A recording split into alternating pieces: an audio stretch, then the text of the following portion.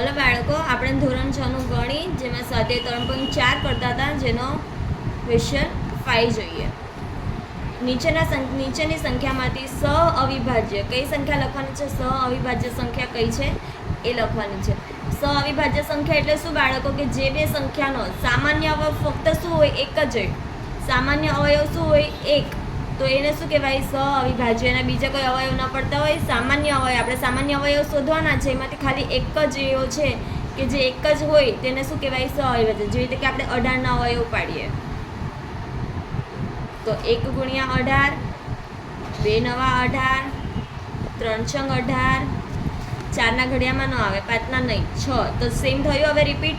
6 તરી 18, 9 દુ 18, 18 એકા. તો આપણે 18ના અવયવ લખીએ તો શું પડ્યા? 1, 2, 3, 6, 9 અને 18. તેવી જ રીતે આપણે 35ના અવયવ લખીએ. 35ના અવયવ શું થશે? 1 ગુણ્યા 35, 2ના ઘડિયામાં ન આવે, 3ના ઘડિયામાં નહીં, 4ના નહીં, 5ના ઘડિયામાં આવે, 5 સત્તા 35. હવે સેમ રિપીટ થશે. 7 પંચા 35 ને 35 એકા 35. એટલે આપણે 35ના અવયવ શું થયા બાળકો? 1, 5, 7 અને 35. હવે આપણે બંનેના અવયવ નીચે લખીએ. 18ના અવયવ લખી દઈએ. 1, 2, 3, 6, 9 અને 18. અને નીચે 35ના અવયવ લખીએ. 1, 5, 7 અને 35. હવે આમાં આપણે કોમન સામાન્ય અવયવ શોધીએ તો એક તો હોય જ, પછી એના સિવાય એકેય અવયવ આમાં સામાન્ય નથી. આમાં 2, 3, 6, 9, 18 એ આમાંથી એકમાંય નથી, અને ઉપર નીચેના નંબર 5, 7, 35 એ ઉપર નથી. એટલે આમાં હવે બીજા કોઈ સામાન્ય અવયવ નથી થતા, એક જ અવયવ સામાન્ય થાય છે. સામાન્ય અવયવ કયો થયો? ખાલી ફક્ત ને ફક્ત એક. એટલે જેનો ખાલી એક જ સામાન્ય અવયવ હોય તો એ નંબરને શું કહેવાય? સહઅવિભાજ્ય. શું કહેવાય બાળકો? સહઅવિભાજ્ય સંખ્યાઓ. એટલે આ સહઅવિભાજ્ય સંખ્યા છે આપણી. હવે આપણે બીજો દાખલો જોઈએ. 15ના અવયવ પાડીએ. 1 ગુણ્યા 15, 2ના ઘડિયામાં ન આવે, 3ના ઘડિયામાં, 3 પંચા 15. હવે ડાયરેક્ટ 5ના ઘડિયામાં 15 આવે તો 5 ને 5 તરી 15 છે જ, અને 15 એકા 15 થશે. તો આપણે 15નો અવયવ શું થયા બાળકો? 1, 3, 5 અને 15. એવી રીતે 37ના અવયવ પાડીએ તો 37 બીજા કોઈ ઘડિયાળમાં આવે સિવાય 37ના. તો 1 ગુણ્યા 37. બંનેના અવયવ લખી દઈએ. 1, 3, 5, 15 અને નીચે 37ના અવયવ લખીએ. 1 અને 37. આમાં કોમન અવયવ કયા છે? ખાલી એક. એટલે આ પણ કેવી છે? સહઅવિભાજ્ય સંખ્યા છે.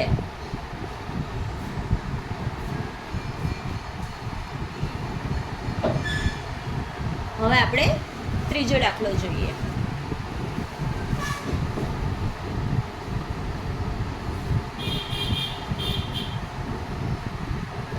રકમ લખીએ 30 અને 415. હવે આપણે અહીંયા 30ના અવયવ લખીએ પહેલા.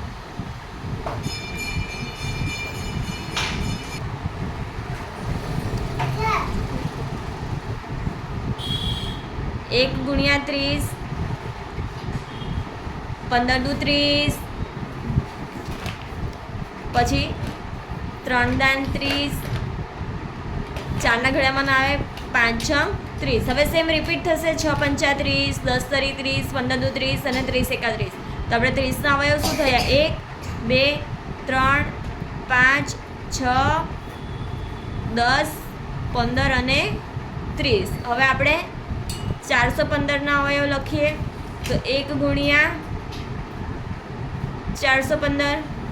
415 પછી બીજા કયા ઘડિયામાં આવે? 2ના ઘડિયામાં તો ન જ આવે, કારણ કે અહીંયા શું છે? 5 એ એકી સંખ્યા છે, એટલે 2ના ઘડિયામાં ના આવે. 3ના ઘડિયા માટે જોઈએ તો સરવાળો કરીને જોઈએ. 4 ને 1 5, 5 ને 5 10, એટલે 3ના ઘડિયામાં પણ ન આવે.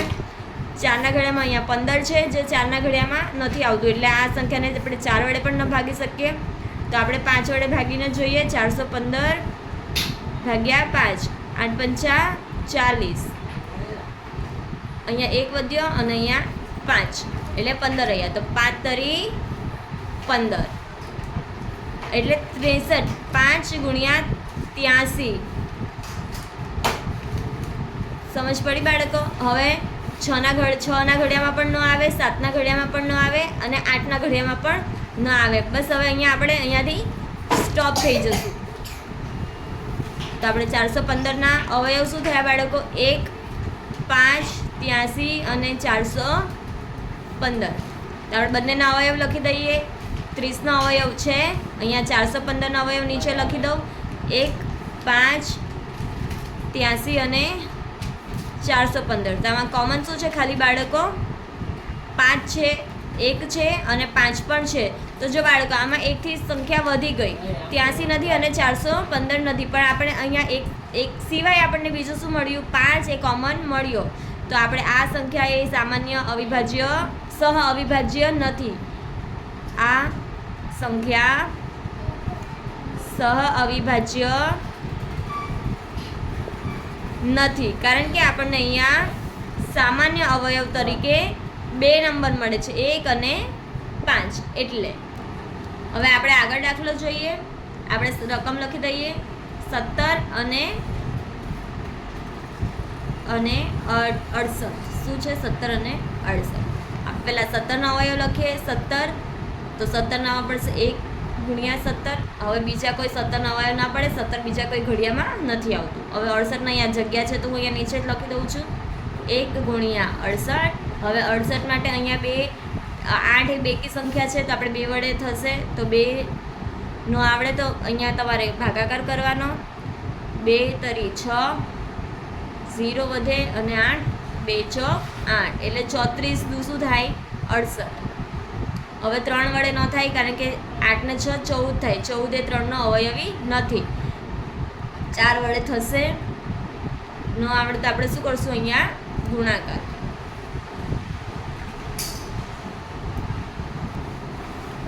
4 એકા 4, 2 વધ્યા 28 થયા, 7 ચોક 28 એટલે 17 ચોક 68 થાય. 5 વડે ન ભાગી શકીએ કારણ કે અહીંયા 8 છે, 5ની ચાવી માટે 0 અને 5 હોવો જોઈએ. હવે 6 સાથે પણ ન થાય, 7 સાથે પણ ન થશે.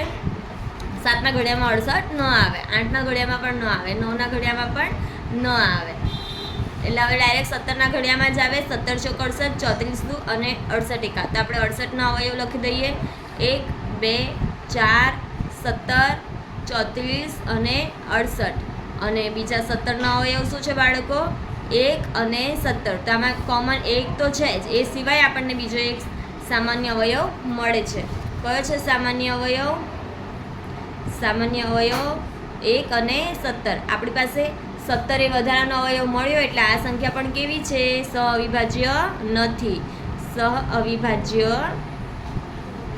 નથી. હવે આપણે આગળનો દાખલો જોઈએ. આપણે રકમ લખીએ 216 અને 215. અહીંયા 216ના અવયવ પાડીએ તો 1 ગુણ્યા 216.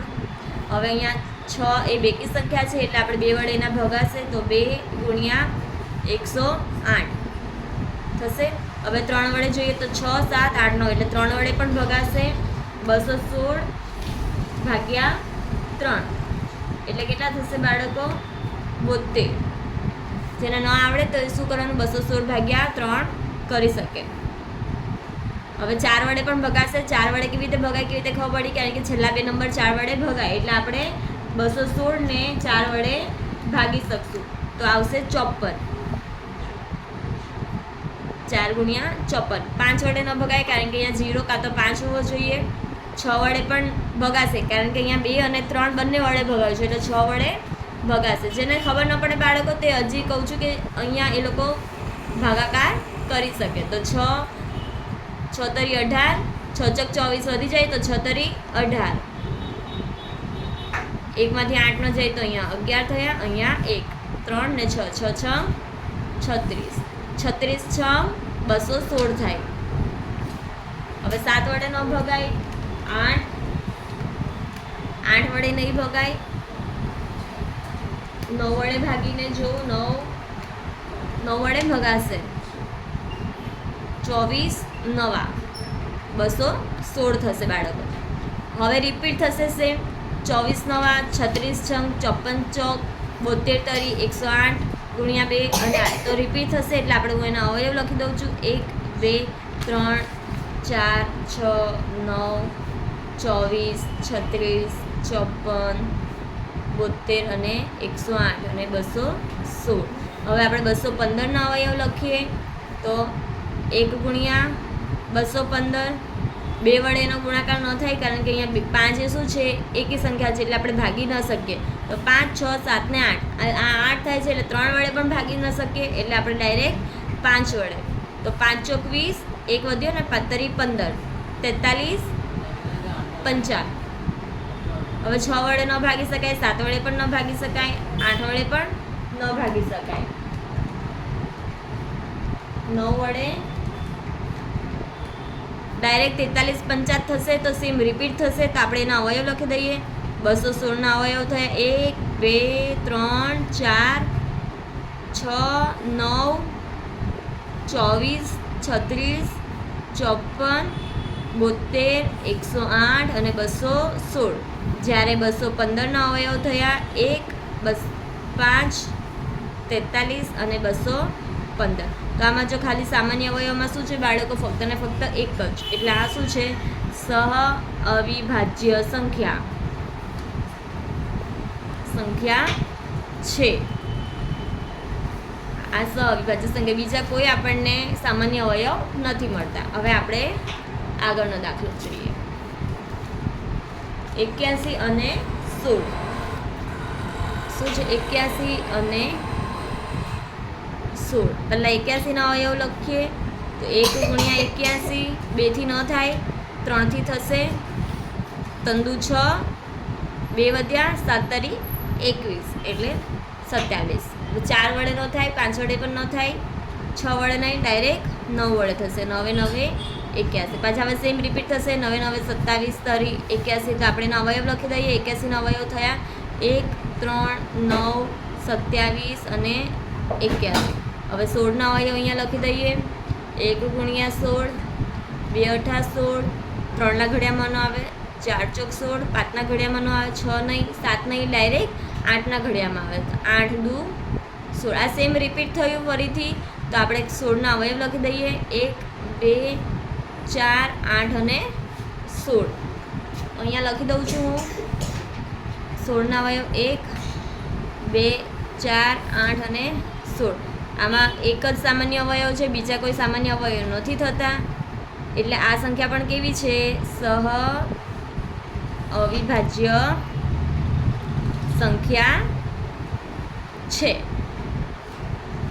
પડી ગઈ સમજ બાળકો? સહઅવિભાજ્ય સંખ્યા કોને કહેવાય કે જેનો ફક્ત એક અને એક જ સામાન્ય અવયવ નીકળતો એના સિવાય બીજો એકે ન નીકળે એને સહઅવિભાજ્ય સંખ્યા કહેવાય. હવે આપણે આગળનો આપણે છઠ્ઠો સવાલ જોઈએ શું લખ્યો છે. એક સંખ્યા 5 અને 12 વડે વિભાજ્ય છે એટલે કે 5 વડે અને 12 વડે વિભાજ્ય થઈ શકે છે તો તે બીજી સંખ્યા બીજી કઈ સંખ્યા વડે વિભાજ્ય છે એટલે કે 5 અને 12 વડે જે સંખ્યા વિભાજ્ય છે તો બીજી સંખ્યા આપણે શોધવાની છે. તો એવી કઈ સંખ્યા છે જે 5 અને 12 વડે વિભાજ્ય એટલે 5 થી પણ ભાગી શકાતી હોય અને 12 થી પણ ભાગી શકાતી હોય તો આપણે શું કરશું 12 અને 5 નો ગુણાકાર કરશું એટલે 12 પંચા શું થશે 60 એટલે 60 એ 12 વડે પણ વિભાજ્ય છે અને 5 વડે પણ વિભાજ્ય છે. હવે આપણે લખીએ 7મો દાખલો. 7મો સવાલ શું છે એક સંખ્યા 12 વડે વિભાજ્ય છે તો તે સંખ્યા બીજી કઈ સંખ્યા વડે વિભાજ્ય એટલે જે 12 વડે વિભાજ્ય હોય તે બીજી કઈ સંખ્યા વડે તો આપણે 12 ના અવયવ લખીએ. 12 ના અવયવ શું પડશે બાળકો 1 ગુણ્યા 12 2 છંગ 12 3 ચોક 12